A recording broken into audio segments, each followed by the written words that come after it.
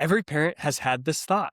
You drop your kid off at school, you drive away, and somewhere between the parking lot and your first meeting, you wonder, does anyone in that building actually know what they're doing? Not the teachers, just, like the whole thing. The culture, the system. Today, we have someone who didn't just work inside that system. He was a student, he was a teacher, and eventually the person running it. And he's going to tell us what it actually looks like from the inside out. Welcome to KDN, the Kid Development Network. I'm Sarah Habib, founder of the Calm Caterpillar, and with me is my co-host, Eric Elias. This show is about the system around kids, not the parenting tips. The actual systems, the ones adults build and kids live inside every day. Quick note on format, we're running our PTI style today. Time topic blocks, a soft chime when the clock runs out, and we're going to move on. Our guest today graduated from the school he would later run as its executive director. He spent 8 years inside one school as a student, a teacher, and eventually the principal. He spent years coaching school leaders across the country on how to build systems that actually work for kids. He has a BA from Tufts, a master's from Tufts, a master's from Stanford, and a level of honest ground level perspective on how schools function that you almost never hear on a podcast like this. Jimmy Zuniga, welcome to KDN. Jimmy. Wow. Thank you so much for such a generous, kind introduction. Yeah, great to be here with you all. Awesome. We're going to get right into it. So First topic, 8 minutes. Love it. Okay. And Jimmy, I want you to start somewhere where you're, we want to, I'm going to bring the parent perspective. Sarah's got the educator perspective. Segment 1 is what actually is a school. Again, I think when you take away the building, you take away the schedule, what are the moving parts that parents don't think about? How does the school actually work? Yeah, that's a great question. Okay, so what do parents not know about how schools work? Well, I think that a lot of people think that a principal just goes to events and maybe does discipline and I don't know what else they think, but I think they were often surprised to understand that a lot of my role was around being an instructional leader for the school, being in classrooms, coaching teachers. Yeah, and that coaching is not just yo, do better or do X or implement Y tool. There's actually a science to running coaching cycles and seeing improvements, not just at the teacher action level, but also student outcomes. So yeah, I think a lot of people don't understand the instructional leadership component of being a school leader. Sounds like principals need a Netflix documentary. They need to show it behind the scenes. You saw that for the NFL. They had the quarterbacks. You got to see the quarterback coach. It makes people want to love them. We need that for principals. Seriously, we're going to do that. KDN behind the scenes, how a school actually works. But it's true. But it's true. Everyone thinks sports coaches. They know what a sports coach does. They've seen sports. You see the coach in live action. No parents are at the school. They don't know that the principal is coaching on the scene, behind the scenes. There's professional development. There's a whole underlying system and process that works to make teachers better. Yeah, I would definitely watch that movie or show. And I'll just say quickly and just love Abbott Elementary, and also I cringe if people think that's if that's the most widespread depiction of what a principal does. Obviously it's a joke, but yeah, it kind of is though. Wait, no. Does that never hit too close to home, though? I feel like I couldn't watch Silicon Valley. It was too real. Yeah, we know. I feel like we're stopping the clock so we can go on this tangent. Jimmy, what was the one takeaway from Abbott Elementary that you were like, this is insane, totally not accurate? And what is the one thing that was 100% accurate? I want the 30-second version, Jimmy Zuniga. Yeah, well, my memory's a little hazy, but I just think that when I was principal, I felt like I was at service to my teachers. And I just think the paradigm in the show and the thing that makes it funny is she's Ava doesn't do very much. She just kind of wastes people's time and is frivolous and makes you people are kind of serving her. And so that just seems like the wrong leadership model. Okay, that was great. Thank you for sharing that. So what's really interesting from your perspective, and I think is a really unique perspective, is that you were actually a student at the school that you eventually sort of ran. When you were a teenager, right, sitting in those classrooms, did any of this register for you? Or were you just this is a school? Yeah, I'm a part of the culture here. But when did you first realize that there was really this system being designed around you while you were a student? Or if you didn't realize that? Yeah, I always tell people that schools were always a home away from home for me. And I always felt extra connected to what schools could be, how teachers, supported me in and outside of the classroom. I think I have 2 first moments.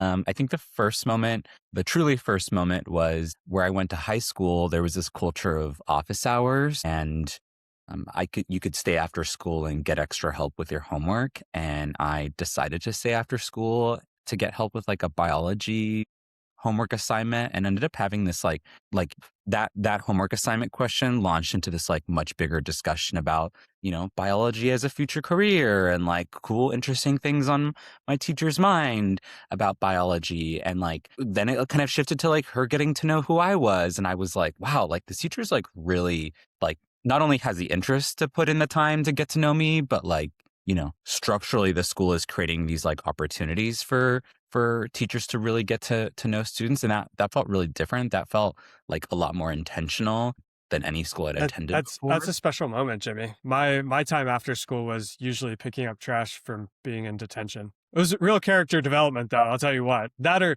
That'll do it. preparing the football field for the Friday night game. That was our gym Nice. class. Sometimes they put us to work. Free No, I mean, labor. but It taught us lots of skills.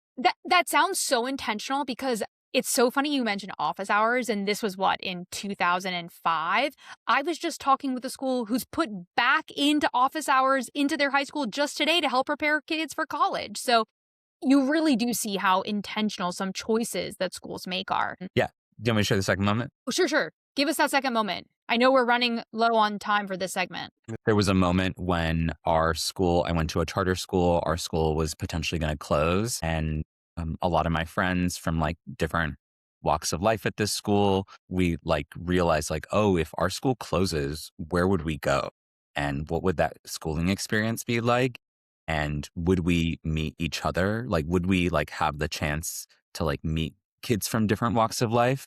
And like the punchline here is like we realized that because my school had like a cohort model, which means like kids from all different skill levels were in the same classes, we had like connected with folks across lines of difference, like in a much deeper way than we would have in like a big comprehensive high school where like kids are tracked. That was, Jimmy, that one was totally worth sharing. I think when we think about how a school is designed to bring people together from all different walks of life, that is a really important thing to remember. And not all schools are doing that. That's great. Jimmy, you talked about principals and what a principal does. Let's jump into that, Sarah. Yeah, great. So we're moving on to our next topic. What does a principal actually do? I want to be honest, Jimmy. I think most parents, including me before I started working in schools, thought a principal's job was basically handling discipline, assemblies, and emails. That's what you said, right? But what is this job actually? I want you to walk me through a real week as a school leader. I don't want the glamorous version. I want the actual Tuesday. What are you doing that parents would never guess is happening? Can you try to give us like a play-by-play, like hour by hour, what it was like? Yeah, it's been a few years, but let me try. So I think that the headline of like why I became principal and what was kind of at the heart of what I did was I was really passionate about like helping other folks meet their full potential. And so that was not only like making sure students, were getting the support from teachers to meet their full potential. It also looked like instructional coaching, which is where you help teachers grow their practice to support students.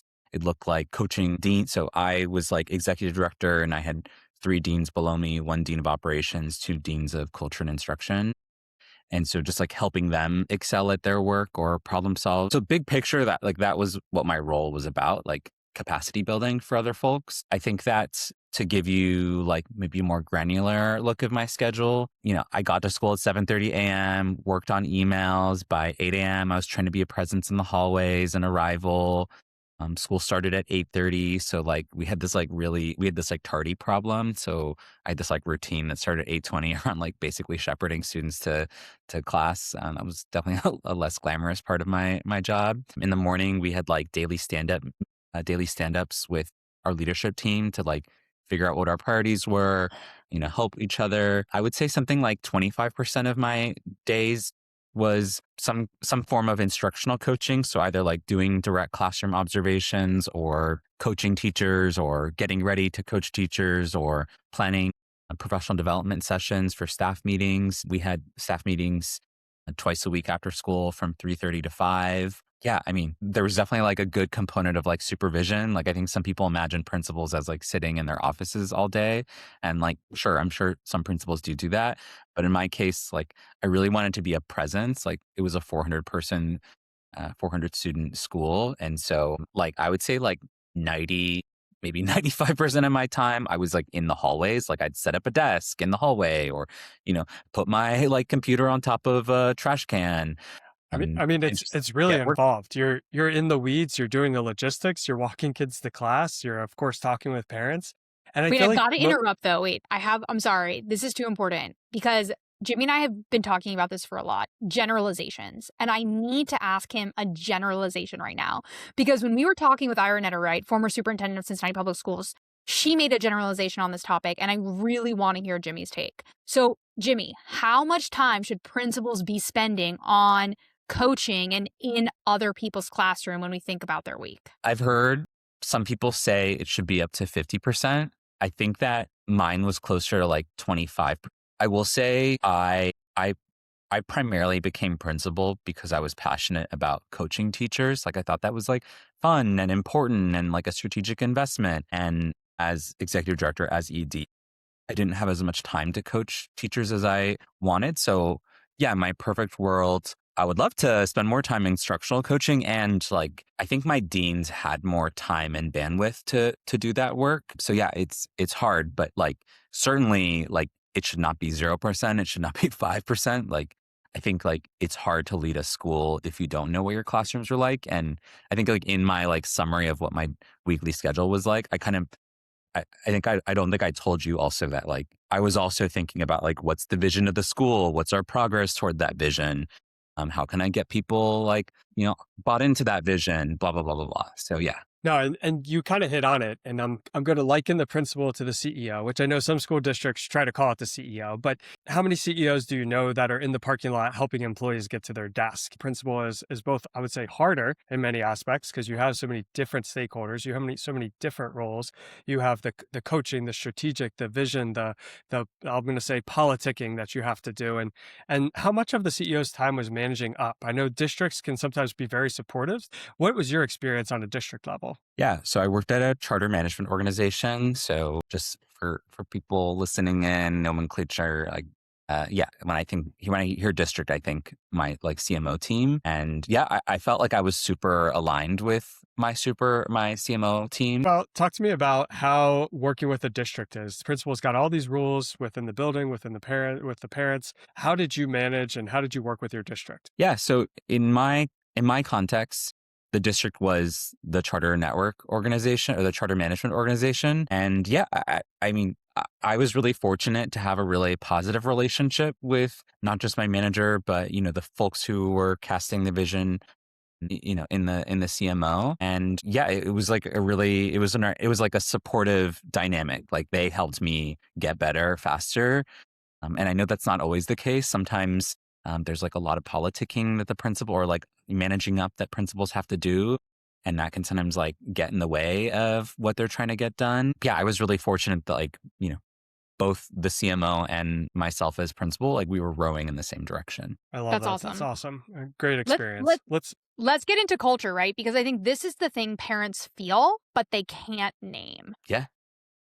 So Jimmy, you've walked into a lot of schools. What's your initial vibe check, we'll call it, when you walk into a school? How do you test that culture? How do you feel that culture? And then how did you experience and build culture? Kind of a multi-pronged. To be honest, I feel like it's something I'm still learning my way through. It's hard to get a pulse on culture through just a quick visit because sometimes because you're the visitor, people are extra quiet or different that day. But I feel like some of the ways that I try to find out, like, what the state of culture is, ask folks, talk to kids, talk to teachers, talk to a diverse group of folks. And the most interesting thing here is not what people say individually, but whether or not people tell a coherent story. So, for example, if someone talks about how their teachers are always available to them and, that makes them feel, supported and seen or whatever. And then a teacher talks about the systems of support that like, allow them to support students outside of class in traditional ways.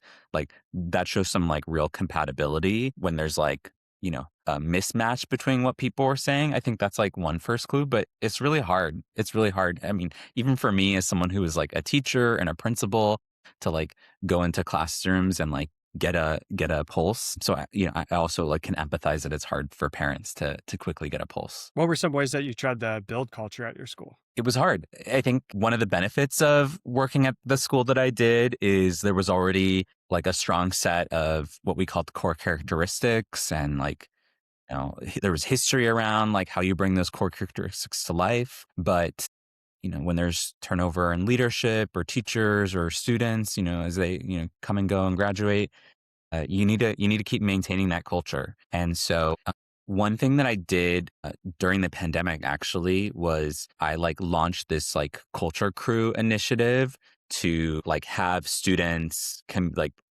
teachers, the broader community, like talk about what we wanted our school culture to be like, and like actually codify some traditions. And, Nice. I could tell you a longer story about like why it was great, but I think the bottom line here is like, not only was like the content of what that team produced really valuable for naming our culture, but I think the process of like engaging diverse stakeholders and having Mhm. students lead some of those like key traditions, I think that's what makes culture, and not when it's like one person imposing on everyone, but it's like a community effort to like imagine. Yeah, you I got love more that. buy-in.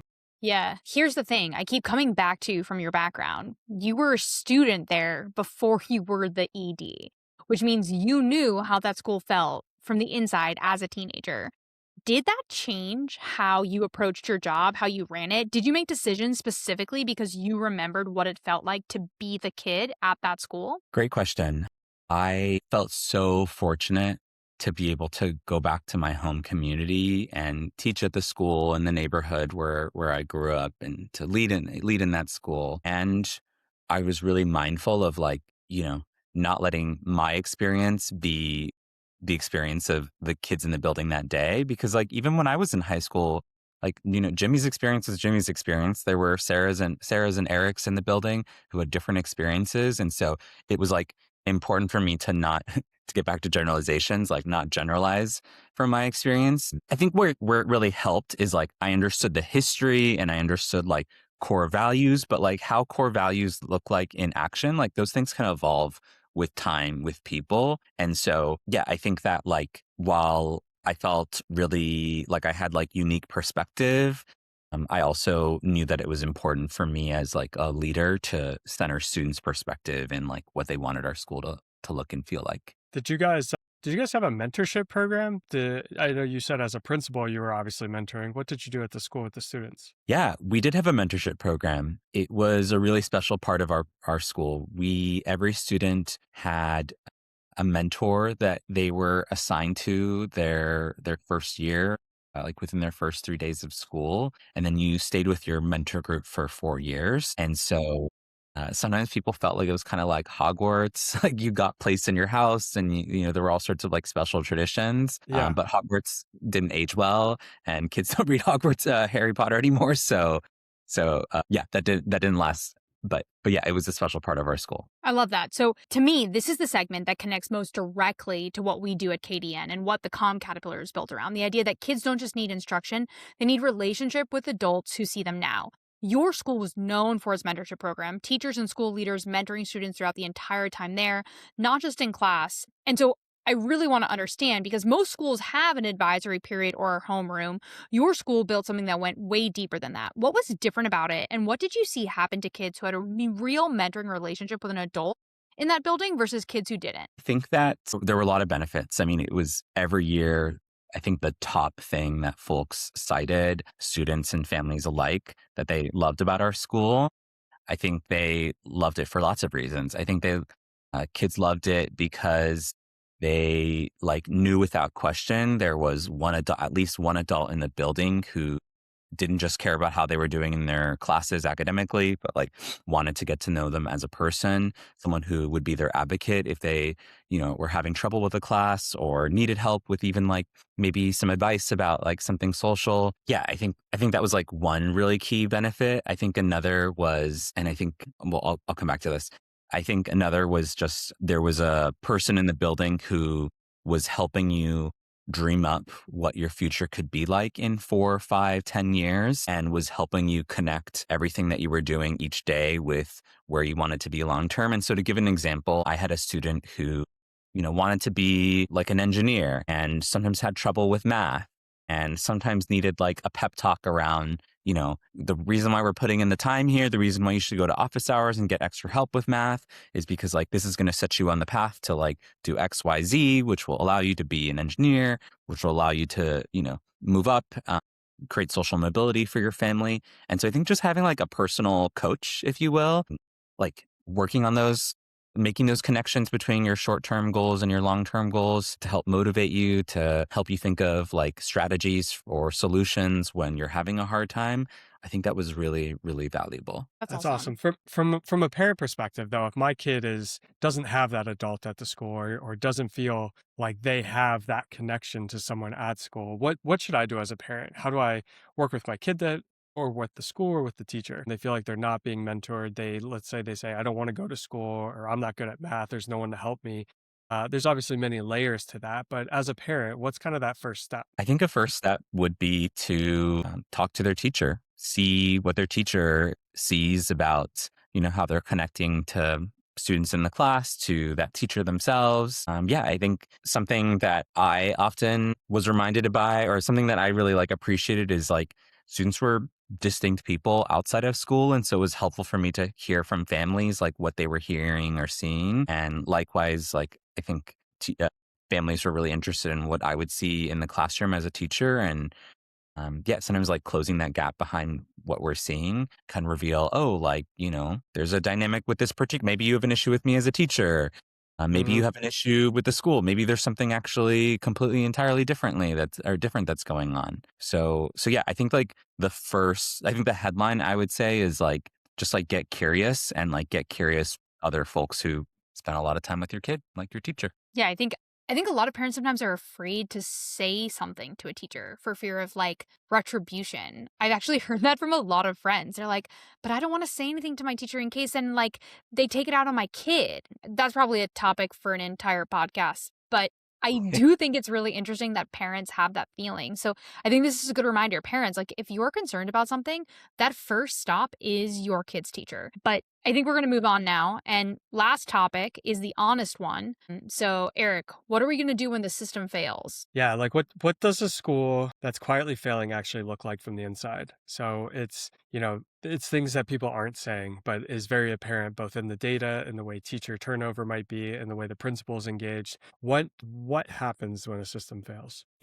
There are schools that I go into that are experiencing some like real obstacles, and maybe they're starting with, maybe a higher needs population or something like that, but they have a plan and they are like working on that plan day in, day out and making forward progress. I feel better about those schools than I do about schools where there's just like disengagement or equally as bad, in my opinion, like no systems for reflection or getting better. So like there's this trope in education that schools don't have a lot of data, and that's why they're like struggling to improve. The reality is a lot of schools do have tons and tons of data. They just might not have like dashboards that like organize it and visualize it. And so to get back to that second scenario, when there is a school that is struggling, but doesn't have even like a data dashboard or a way of like knowing how kids are doing, or like the principal has not